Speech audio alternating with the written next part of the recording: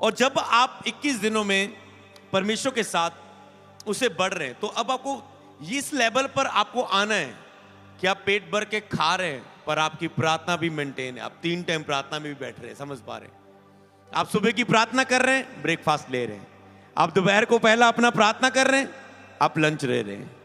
आप रात की प्रार्थना कर रहे हैं, फिर डिनर ले रहे हैं। चाहे डिनर लेके प्रार्थना करो, चाहे लंच करके प्रार्थना करो, वो आपका पर्सनल शेड्यूल है, समझ पा रहे हैं? पर आपको इस लेवल को जीतना होगा। ये नया लक्ष्य है कि फास्टिंग के बिना आप प्रार्थना कर पा रहे हैं, उपवास के बिना भी आपकी प्रार्थना बनी हुई है। वो गलती कब ना करना, आज के बिलीवर जो करते हैं, जब फास्टिंग रखे बहुत आत्मिक बन गए, जब फास्टिंग खुले बिल्कुल शारीरिक बन गए और पाप में गिर जाते। फिर वो वहीं थोड़ा सा उठते, यहां पर खड़े होते, गिर जाते, फिर बैक, फिर उठ के वहीं पहुंचते और एक ही लेवल पर इसी तरह उनकी सेवकाई, उनकी लाइफ, उनका बिजनेस, उनकी पारिवारिक लाइफ, उनका फाइनेंस सब भी एक ही जगह पर रुका रहता है, क्योंकि उनका आत्मिक जीवन एक ही जगह पर रुका है। आज ये आपको समर्पण लेना है, एक फैसला लेना है कि आपने अपनी लिमिट्स को तोड़कर आगे बढ़ना है। हालेलुया। एक ही लेवल पर खड़े नहीं रहना है। अपनी लिमिट्स को, कि आप ये एक लेवल पर जाते हैं वापस आते हैं, नो, अब आपकी लिमिट्स को तोड़कर आगे बढ़ना है और प्रार्थना में विश्वास योग्य बनना है परमेश्वर के सामने। तो यहां पर लिखा है, जो शायद स्थान में बैठा रहे, निरंतर प्रार्थना में बैठे रहने वाला ही उसके पंखों के नीचे, कहता है, शरण पाएगा। अगर आप बैठे नहीं, इसका उल्ट क्या है, तो वो उसकी शरण में नहीं होगा, पंखों के नीचे नहीं होगा, तो शैतान उसको, अगर सुरक्षा में नहीं होगा, शैतान उसको फाड़ खाएगा। गर्जने वाला शेर के समान खोज में रहता है कि किसको फाड़ खाए। इसलिए परमेश्वर के पंखों के नीचे ही आपकी सुरक्षा है। जो बैठा रहे टिकाना पाएगा। ओके, उसके बाद 91 की 5 को मैं पढ़ूंगा।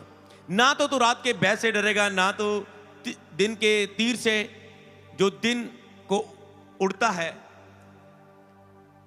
7 में लिखा है, तेरे निकट 1000 तेरी दाहिनी और 10,000 गिरेंगे परंतु तेरे पास ना आएगा। ओके, ये वचन लिखा है। अगर ऐसा आपके साथ ना हो तो आप क्या कहेंगे?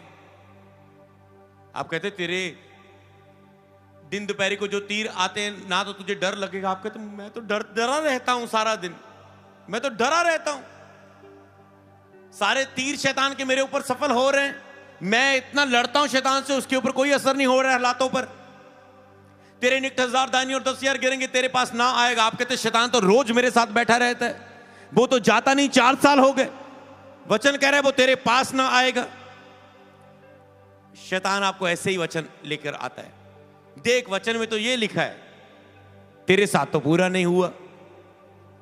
तब आपको, जब शैतान आपको ये बोले कि लिख, वो कहता है तुझे डर ना लगेगा, वो तेरे पास नहीं आएगा, तेरे दाहिनी और 10,000 20,000 गिरेंगे। मेरा तो एक शैतान, एक दुष्ट आत्मा भी निकल के नहीं गई, अभी भी वही विचार है, अभी भी वही नशा है, अभी भी वही जेलसी है, अभी भी वही कर्जा है, अभी भी वही हालात है, अभी भी वही कमी है, मैं छोड़ नहीं पा रहा हूं। तो वो कहता है इधर उधर गिरेंगे। अगर आगे भी इसे पढ़ दूं, 7 के बाद अगर मैं 9 को पढ़ दूं, कहता है यहोवा मेरा शरण स्थान ठहरा है, तूने जो ओके परम प्रधान को अपना दाम मान लिया है, इसलिए कोई विपत्ति तेरे डेरे के निकट ना पड़ेगी। ओके, वो 9 को छोड़कर 1 और 9 को आप अलग करके रखो वचन को। हम 2 कैटेगरी में पढ़ेंगे इसे। पहला, वो शायद स्थान में बैठा रहे, उसकी छाया में टिकाना पाएगा, वो 1 था। ये 9 को भी अलग कर लो। 7 में, तू मेरा शरण स्थान ठहरा, तूने परम प्रधान को अपना दाम मान लिया है, अपना क्लोज मित्र, अपनी घनिष्ठता परमेश्वर के साथ, अपना संबंध जो तूने मजबूत कर लिया है, इसे साइड पे रख दो।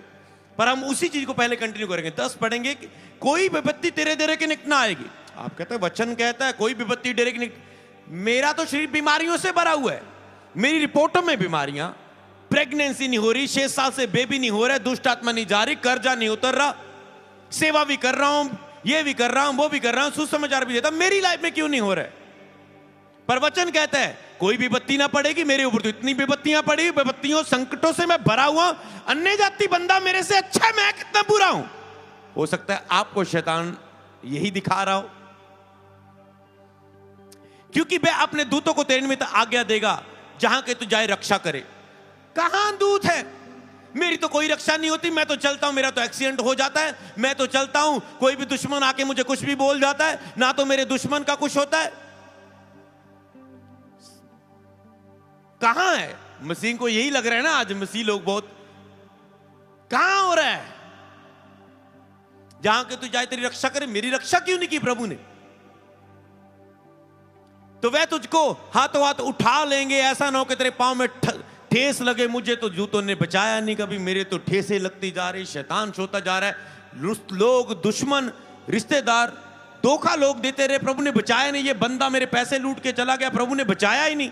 ये एजेंट मेरे पैसे ले गया, या मेरा वीजा लगा, मुझे वापस आना पड़ा एयरपोर्ट से, इमिग्रेशन से वापस आना, मेरी तो कोई सुरक्षा नहीं। वो लोग कहेंगे तू सिंह और नाग को कुचलेगा, जवान सिंह को अजगर को लुताड़ेगा। उसने जो 14 आयत को भी साइड पे कर दो, उसने जो मुझसे स्नेह किया इसलिए मैं उसको छुड़ाऊंगा, मैं उसको ऊंचे स्थान पर रखूंगा, क्योंकि उसने मेरे नाम को जान लिया है। जब वह मुझे पुकारे तब मैं उसकी सुनूंगा। आप कहते हैं मैंने इतना पुकारा, उसने तो मेरी कोई नहीं सुनी। संकट में मैं उसके संग रहूंगा, प्रभु ने तो मेरे संग नहीं है। अगर संग होता तो इतने दुख क्यों है? मैं उसको बचाकर उसकी महिमा को बढ़ाऊंगा। मेरी लाइफ में तो कोई महिमा नहीं बढ़े, मैं तो गुलाम की तरह, पूछ की तरह जीवन जी रहा हूं। मैं तो अभी भी श्रापों के नीचे हूं। श्राप एक व्यक्ति को नीचा कर देते, पीछे कर देते, पूछ की तरह रख देते हैं, पर प्रभु ने कहा तू तो सिर होगा। मैं तो सिर के स्थान पर, अधिकार के स्थान पर खड़ा नहीं, मैं तो गुलामी में काम कर रहा हूं, लोगों के नीचे हूं। मैं तो ना कोई फोरमैन बना, ना कोई लीडर बना, मैं तो बस, समझ पा रहे हैं आप? देंगे कोई भी वचन मेरी लाइफ में पूरा नहीं। मैं तुम्हें दीर्घ आयु से तृप्त करूंगा, मैं तुझे दीर्घ आयु से लंबी उम्र दूंगा, अपने किए उद्धार का तुझे दर्शन दिखाऊंगा। ओ मेरा ये फैमिली मेंबर, ये तो लंबी उम्र नहीं हुई, ये तो बड़ा वचनों पर चलता था, मुझे लगता ये बहुत ठीक था। समझ पा रहे हैं? कुछ लोगों के एक नकारात्मक सोच की दुष्टात्मा होती, आपको पूरी तरह से नेगेटिव करके रखेगी। हर वचन सुनेंगे आप, पास्टर को सुनेंगे, ये आप लोग नहीं समझ पाएंगे। जो ऐसा व्यक्ति है जिसके लिए ये वचन है वो समझ पाएगा। उनकी बिल्कुल सोच नकारात्मक हो जाती है, उलट वचन के। ऐसा क्यों फिर, वैसा क्यों फिर, ये क्यों नहीं हो रहा, वो क्यों नहीं, मेरे लिए तो ये नहीं हो रहा है। और कभी भी इससे जगह ना दो। ये एक बड़ी दुष्ट आत्मा है जो आपको बड़ा घायल करती है। जब भी आपकी सोच नकारात्मक ऐसे हो तो शैतान आपके अंदर यही वचन लेके आ सकता है, क्योंकि इन्हीं वचनों में से एक वचन यीशु के सामने लेकर आया।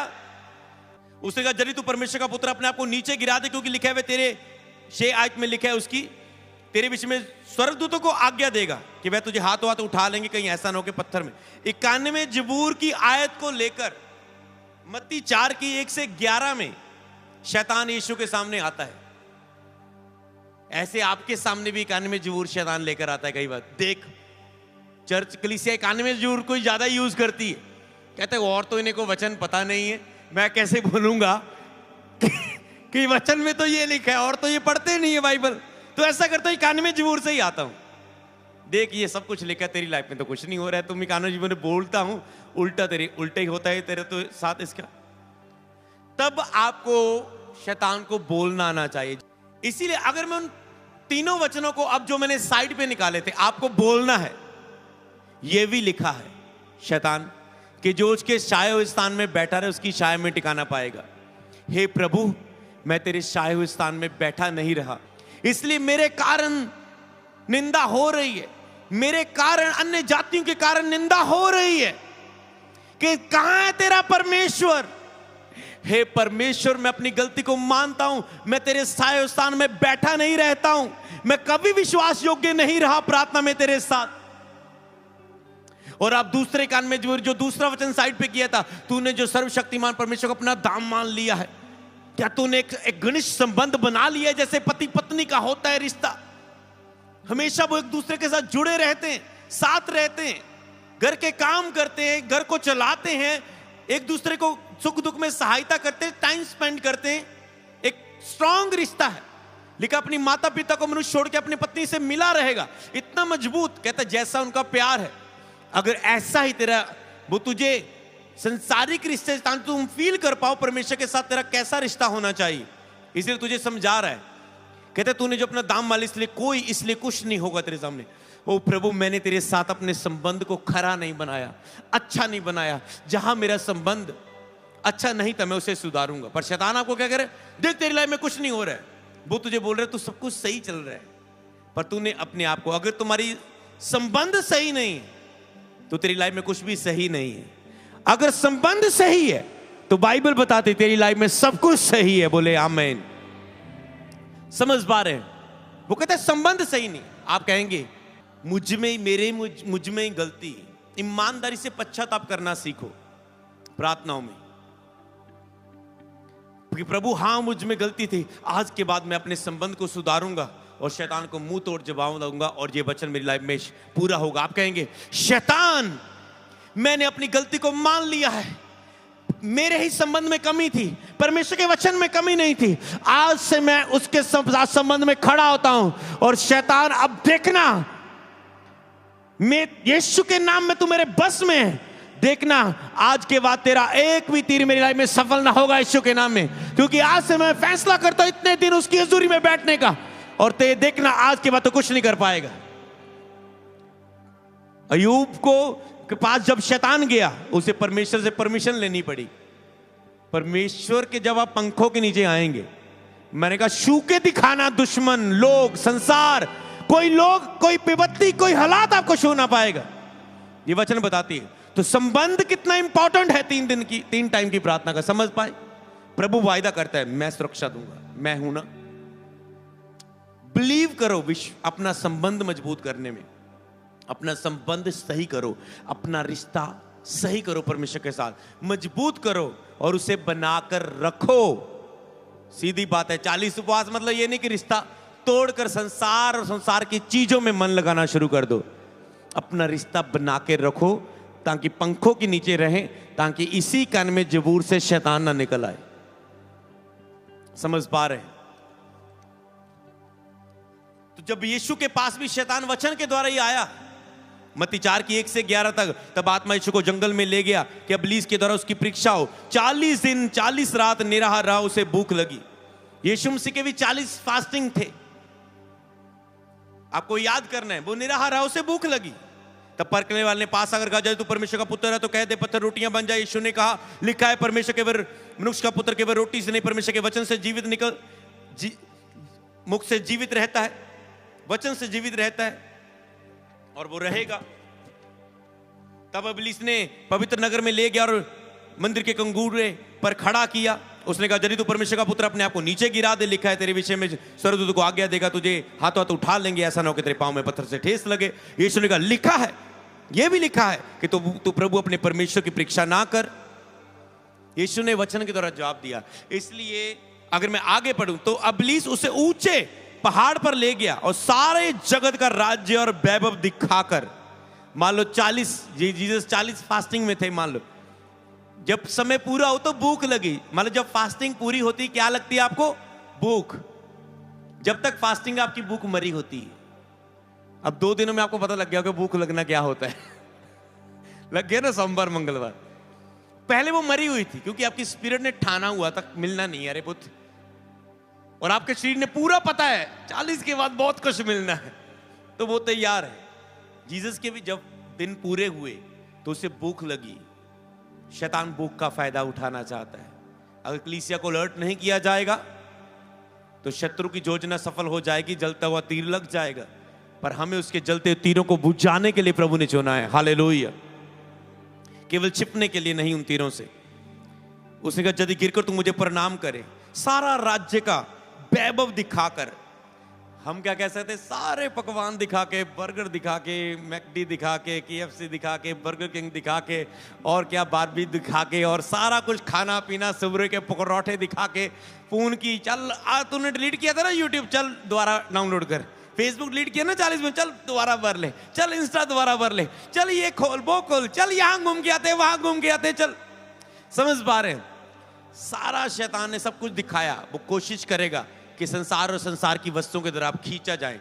शैतान का सबसे बड़ा हथियार है दिखाकर गिराना। कईयों ने रोटी के बदले अपना पहलौठे का हक खो दिया। कहता मुझे तो भूख लगी है, मुझे तो भूख लगी है, खाना दे तू। कहता मुझे अपना हक दे। कहता चलो दिया यार, मुझे भूख लगी है। सेल्फ कंट्रोल ना होना, बहुत लोगों ने गलती की, भूख के बदले अपने हक खो दिए पुराने नियम में। भूख लगी खाना चाहिए, समझ पा रहे, कंट्रोल ना होना।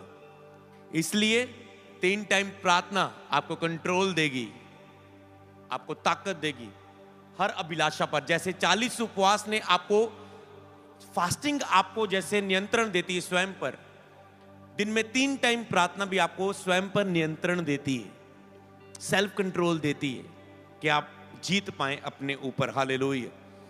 तो आपको, आपकी वाचा आपको नियंत्रण में रखती है, तो आपको इसे पूरा करना है। हालेलुया। उसने कहा यदि गिरकर मुझे प्रणाम करे सब कुछ मैं तुझे दे दूंगा।